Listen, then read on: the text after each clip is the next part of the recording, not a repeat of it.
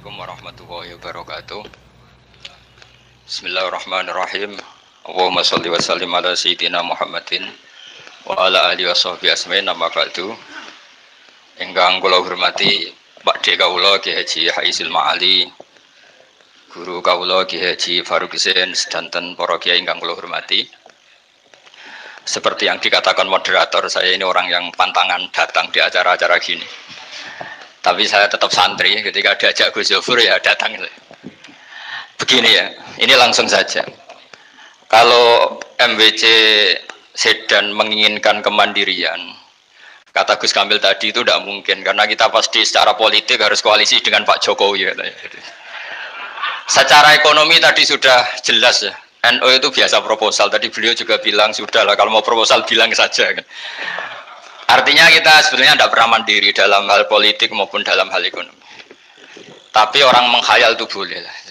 Ingin mandiri, ingin keren itu boleh. Tapi saya sesuai disiplin saya begini. Saya akan cerita tentang argumentasi ilmiah bahwa ahli sunnah wal jamaah itu luar biasa. Saya di Jogja berteman banyak para profesor, para doktor, termasuk akademisi sosial yang mungkin pernah di mana-mana. Pernah tanya saya begini. Bapak, kenapa Anda baca kitabnya referensinya luas kok tetap NU katanya?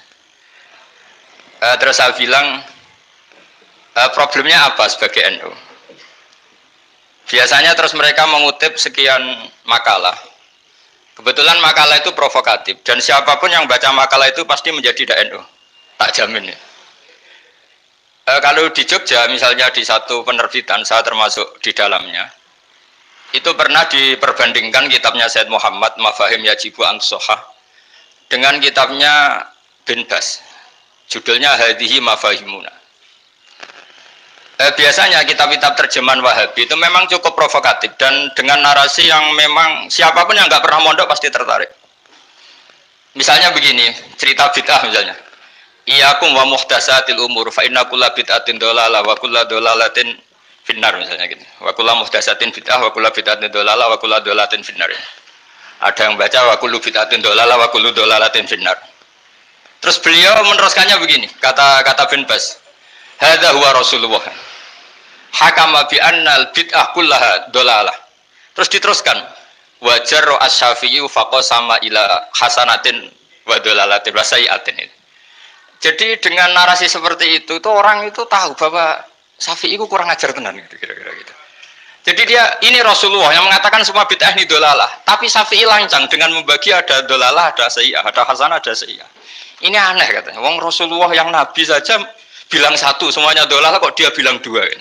Diredaksikan jaro'ah, kira-kira makna sedannya yang lama atau berani. Sehingga orang mesti tanya, kenapa sih tidak ikut Rasulullah saja?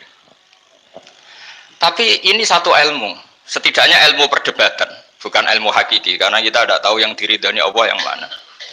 Tapi kemudian Sayyid Muhammad dalam kitab Abu Abdul Faros, juga dalam kitab-kitab beliau, menyanggah itu dengan mengatakan, jika makna bid'ah adalah yang nggak pernah dilakukan Rasulullah, itu salah besar. Terus beliau cerita sekian hal, termasuk yang diceritakan adalah, ada seorang sahabat ketika sholat dengan Rasulullah, tidak pakai doa mainstream.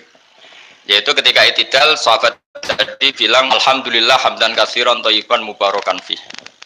Setelah itu, setelah Nabi habis sholat, umul qail, siapa tadi yang melafadzkan itu? Semua sahabat diam karena takut disalahkan. Tapi apa yang dikatakan Nabi? Tidak, saya tidak akan menyalahkan. Saya tadi melihat isna asra malakan. Saya tadi melihat 12 malaikat. Yabtadiruna ayyuhum yaktubu awwalu.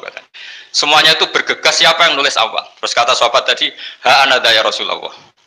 Padahal ini satu kalimat yang bahkan Rasulullah tidak mengajarkan. Dan Rasulullah bahkan iskal, kenapa ada kalimat itu? Tapi toh dibenarkan oleh Allah dan Rasul. Cerita Sayyid Muhammad kedua adalah ada sahabat setiap ngimami itu main kulhu. Wah, ngimami apa saja main kulhu. Singkat cerita makmumnya itu gerutu. Ini orang kok main kulhu terus ini. Setelah dilaporkan ke Rasulullah, ditanya sama Rasulullah, kenapa kamu main kulhu ini? Dilaporkan ke saya. Kata si musolli tadi, imam tadi, di annaha sifatur rahman. Dalam surat itu semua sifatnya Allah. Maka fa'ana uhibbuha. Saya senang itu.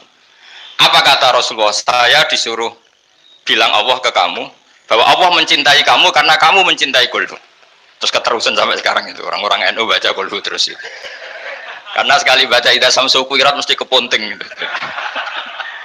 Tapi artinya itu dibenarkan Rasulullah min ghairi sabqi ta'limin minhu, tanpa ada pelajaran dari beliau. Runtuhlah teori bid'ah bahwa bid'ah adalah semua yang nggak pernah dilakukan Nabi, diajarkan Nabi. Nyatanya beberapa kali Nabi membenarkan sesuatu yang belum pernah diajarkan oleh beliau. Masalahnya adalah tidak semua orang baca kitabnya Sayyid Muhammad atau baca tidak paham.